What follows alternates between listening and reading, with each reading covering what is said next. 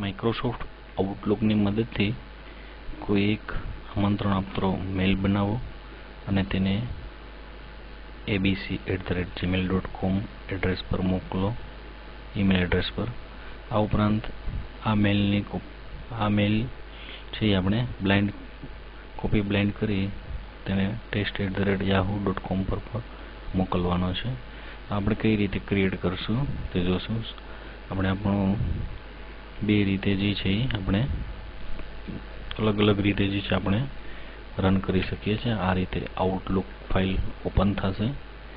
અહીંયા જે છે આપણે મેલ વિભાગને ક્લિક કરીશું. હવે આ બટન પ્રેસ કરશું. અહીંયા ન્યૂ લખેલું છે, એમાં ન્યૂ મેલ મેસેજ અને બટન પ્રેસ કરો એટલે આ રીતે આપણો મેનુ ખુલી જશે. હવે એને આપણે ડબલ ક્લિક કરી દીધું. આપણે અહીંયા કીધું છે કે તમે કોઈ લેટર ટાઈપ કરવાનું છે, તો લેટર આપણે ટાઈપ કરશું. પહેલા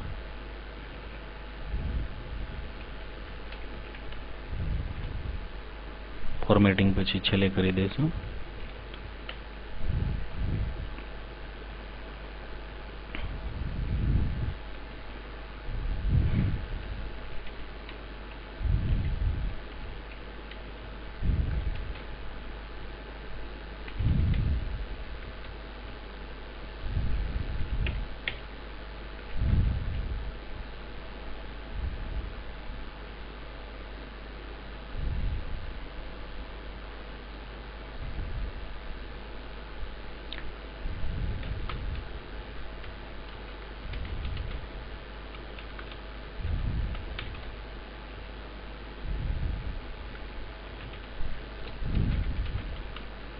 I will have a party at my house in the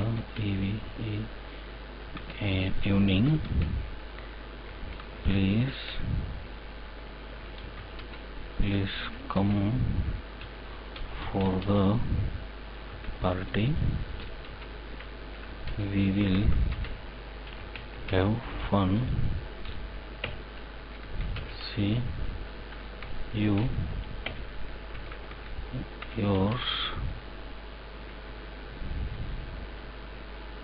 lovingly, Kalpesh. તો આ રીતે આપણે આપણા મિત્રને બર્થડે પાર્ટી માટેનું એક આપણે ઇન્વિટેશન આપેલું છે. હવે એને આપણે વ્યવસ્થિત છે ગોઠવી દઈશું ઈમેલને. અહીંથી ટેબનું બટન પ્રેસ કરશો એટલે આ બાજુ જતું રહેશે.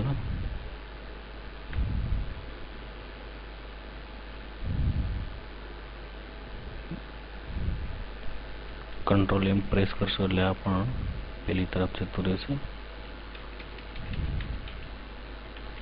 હવે આપણા મિત્રને મેસેજ મોકલવાનો છે. તો એમાં કીધું છે કે ઈમેલ છે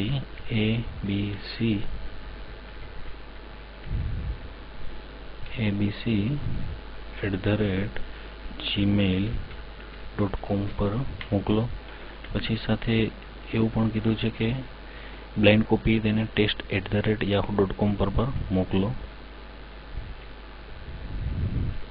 test@yahoo.com પર આપણે એનો સબ્જેક્ટ આપી દઈશું ઇન્વિટેશન.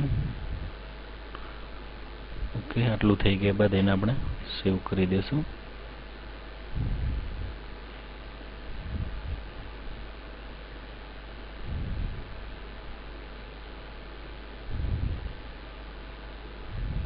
સેવ એઝ પણ તમે કરી શકો. ડેસ્કટોપ પર જઈ સીટ નંબર નામના ફોલ્ડરમાં સેવ કરી શકો છો.